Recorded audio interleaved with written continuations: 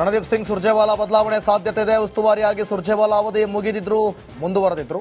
ಸುರ್ಜೇವಾಲಾ ಬದಲಾವಣೆಗೆ ಸಿಎಂ ಸಿದ್ದರಾಮಯ್ಯ ಬಣದಿಂದ ಒತ್ತಡ ಹೆಚ್ಚಾಗಿದೆ. ಹೀಗಾಗಿ ಎಐಸಿಸಿ ಪುನರ್ರಚನೆಗೆ ಹೈಕಮಾಂಡ್ ಮುಂದಾಗಿದ್ದು ಭೂಪೇಶ್ ಬಘೇಲ ರಾಜ್ಯದ ಉಸ್ತುವಾರಿ ಆಗುವ ಸಾಧ್ಯತೆ ಇದೆ.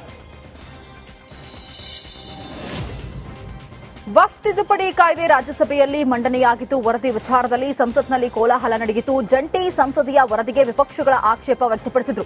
ಸರ್ಕಾರದ ಮೇಲೆ ವಿಪಕ್ಷಗಳು ಮುಗಿಬಿದ್ದಿತ್ತು. ಗದ್ದಲ ಎಬ್ಬಿಸಿದಂತಹ ವಿಪಕ್ಷಗಳಿಗೆ ಜಗದೀಪ್ ಧನ್ಕರ್ ಎಚ್ಚರಿಕೆಯನ್ನು ನೀಡಿದ್ರು.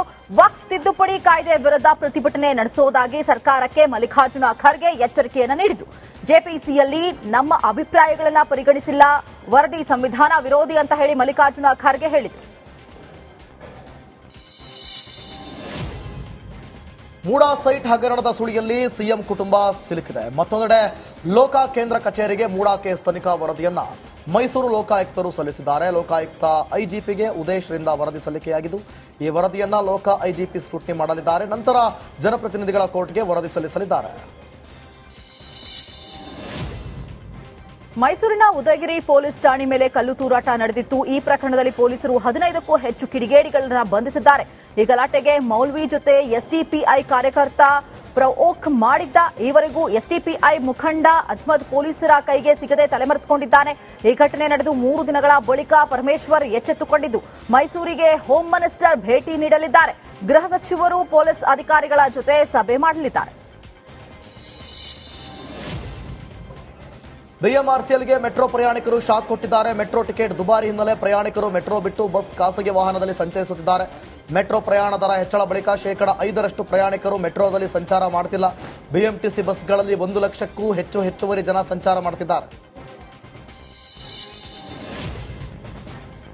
ಮೆಟ್ರೋ ಟಿಕೆಟ್ ದುಬಾರಿ ವಿಚಾರ ಸಂಬಂಧ ಬೆಂಗಳೂರಿನಲ್ಲಿ ಡಿಸಿಎಂ ಡಿಕೆ ಶಿವಕುಮಾರ್ ಪ್ರತಿಕ್ರಿಯಿಸಿದ್ದಾರೆ.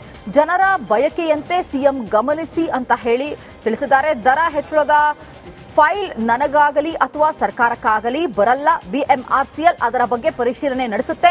ದರ ಪರಿಶೀಲನೆಗೆ ಬಿಎಂಆರ್ಸಿಎಲ್ನಲ್ಲಿ ಪ್ರತ್ಯೇಕವಾದಂತಹ ಸಮಿತಿ ಇದೆ. ಅದರಲ್ಲಿ ಒಬ್ಬರು ನ್ಯಾಯಾಧೀಶರು ಇದ್ದಾರೆ ಅಂತ ಹೇಳಿದ್ರು.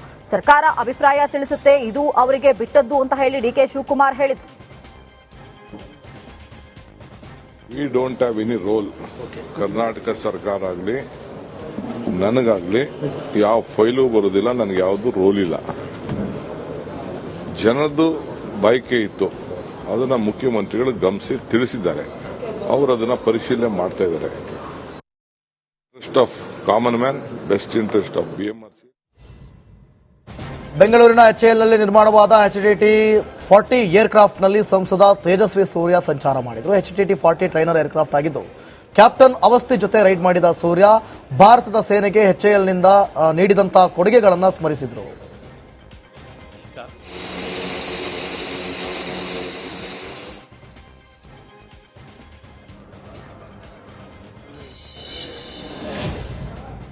ಏರೋ ಇಂಡಿಯಾ 2025 ಇಂದು ಹಾಗೂ ನಾಳೆ ಪಬ್ಲಿಕ್ ಏರ್ ಶೋ ಹಿನ್ನೆಲೆಯಲ್ಲಿ ಸಾವಿರಾರು ಜನರು ಏರ್ ಶೋ ವಾಯುನೆಲೆಗೆ ಆಗಮಿಸ್ತಾ ಇದ್ದಾರೆ. Bengaluru airport road full traffic jam ಉಂಟಾಗಿ ವಾಹನ ಸವಾರರು ಪರದಾಡುವಂತಾಗಿತ್ತು. ಸುಮಾರು 10 ಕಿಲೋಮೀಟರ್ನಷ್ಟು ಟ್ರಾಫಿಕ್ ಜಾಮ್ ಆದ ರಸ್ತೆಯಲ್ಲಿ ವಾಹನಗಳು ಆಮೆಗತಿಗಿಂತಲೂ ನಿಧಾನವಾಗಿ ಸಂಚರಿಸಿದೆ. ಟ್ರಾಫಿಕ್ ಜಾಮ್ ನಿವಾರಿಸುವುದಕ್ಕೆ ಸಂಚಾರಿ ಪೊಲೀಸರು ಹರಸಾಹಸವನ್ನ ಪಟ್ಟಿದ್ದಾರೆ.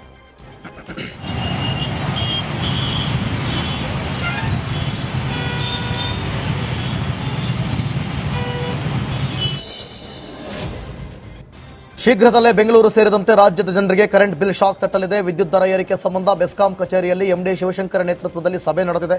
ಸಭೆಯಲ್ಲಿ ಹಿರಿಯ ಅಧಿಕಾರಿಗಳು ಭಾಗಿಯಾಗಿದ್ದರು. ಏಪ್ರಿಲ್ 1ರಿಂದ ವಿದ್ಯುತ್ ದರ ಪರಿಷ್ಕರಣೆಯಾಗುವ ಸಾಧ್ಯತೆ ಇದೆ.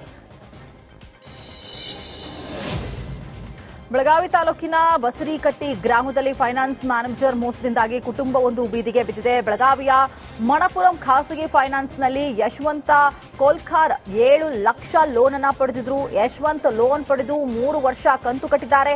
ನಾನೇ ಕಂತಿನ ಹಣ ತುಂಬುತ್ತೇನೆ ಅಂತ ಹೇಳಿ ಮ್ಯಾನೇಜರ್ ಗಣೇಶ್ ಹಣವನ್ನ ಸಂಗ್ರಹಿಸಿ ಕುಟುಂಬಕ್ಕೆ ವಂಚಿಸಿದ್ದಾರೆ. ಯಶವಂತ ಕುಟುಂಬ 7 ತಿಂಗಳಿನಿಂದ ಮನೆ ಸೀಸ್ ಹಿನ್ನೆಲೆಯಲ್ಲಿ ಬೀದಿಯಲ್ಲೇ ವಾಸ ಮಾಡ್ತಾ ಇದ್ದಾರೆ. ರಾಮನಗರದ ಚನ್ನಪಟ್ಟಣ ತಾಲೂಕಿನ ಬಿವಿಹಳ್ಳಿ ಆರೋಗ್ಯ ಕೇಂದ್ರದ ಅವ್ಯವಸ್ಥೆಯಾಗಿದೆ. ಹಗಲು ಹೊತ್ತಲೇ ಪ್ರಾಥಮಿಕ ಆರೋಗ್ಯ ಕೇಂದ್ರ ಖಾಲಿಯಾಗಿದೆ. ಎಮರ್ಜೆನ್ಸಿ ಎಂದರೂ ಆಸ್ಪತ್ರೆಯಲ್ಲಿ ವೈದ್ಯರು, ನರ್ಸ್ ಸೇರಿ ಯಾವೊಬ್ಬ ಸಿಬ್ಬಂದಿ ಇಲ್ಲ. ಕುಟುಂಬಸ್ಥರು ವೃದ್ಧೆಯನ್ನ ಸ್ಟ್ರೆಚರ್ ಮೇಲೆ ಮಲಗಿಸಿ ಕಾದು ಕೂತಿದ್ದಾರೆ. ಪ್ರಾಥಮಿಕ ಕೇಂದ್ರದ ಅವ್ಯವಸ್ಥೆ ವಿರುದ್ಧ ಸಾರ್ವಜನಿಕರು ಆಕ್ರೋಶ ಹೊರಹಾಕಿದ್ದಾರೆ. ವೈದ್ಯರು ಬಾರದ ಕಾರಣ ತಾಲೂಕು ಆಸ್ಪತ್ರೆಗೆ ವೃದ್ಧೆಯನ್ನ ರವಾನಿಸಿ ಚಿಕಿತ್ಸೆ ನೀಡಲಾಗಿದೆ.